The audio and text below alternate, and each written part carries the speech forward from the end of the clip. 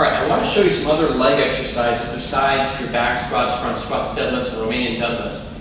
In particular, the ones I want to show you are what we call unilateral lifts. Meaning using one leg separately from the other one. A squat or a back squat or a front squat would be called a bilateral lift, meaning using both legs at the same time.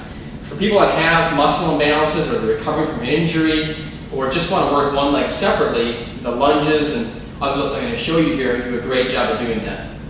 With your lunges, there's a couple key things you want to keep in mind. First of all, you're holding the bar just like you would with a back squat, and you're stepping forward, nice big step, come down to your back knee almost touches, and then come back to your start position.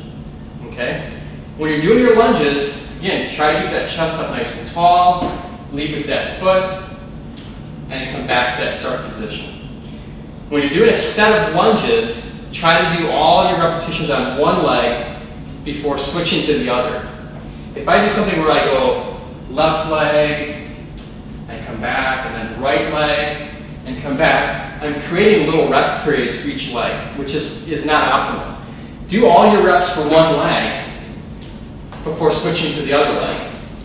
That way you get that leg really worked out well before you switch to the other one. In fact, you can go ahead and take a little breather between each leg. If you're doing a set of 10, do 10 on one leg, you could rest for a minute or so and do 10 on the other leg. There's no reason to do 10 and then do 10 again right away, or especially not to alternate back and forth unless you're just trying to build up your general endurance. Okay? If your goal is strength, do all your reps on one leg before switching to the other.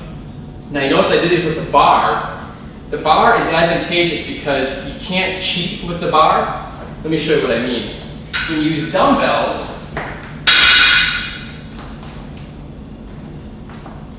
you can use the momentum of the dumbbells to help you get back to that starting position.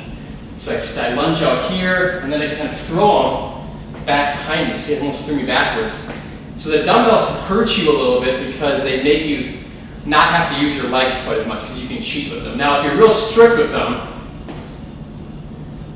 you can force yourself not to swing them, but you've got to be pretty disciplined in order to do that sort of thing. I like the barbell if people feel comfortable with it because it does force you to do all the work on your own and not count on the dumbbells doing the work. The other issue you have is that there's only so much weight you might be able to hold with dumbbells comfortably. Holding 50 to 60 pound dumbbells can get challenging after a while. Whereas if you just have a bar on your back, that's 45 pounds right there. So it's not too hard to hold on to a fair amount of weight when you're doing lunges with the bar.